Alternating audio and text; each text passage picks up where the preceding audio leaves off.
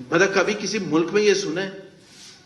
تو سارا جو قصور ہے وہ عمران خان کا ہے and he should take the responsibility ابھی. اور پلیز ہم اس سے آگے آپ کے بہانے سننے کے لیے تیار نہیں ہیں، کیونکہ آپ آج سے 2 سال کے بعد اگر آپ وزیر اعظم رہے تو آپ کھڑے ہو کے یہی باتیں کر رہے ہوں گے، دیکھیں نا جی وہ یہ ہو گیا تھا، دیکھیں نا جی، دیکھیں ہم نے رپورٹ تو دے دی.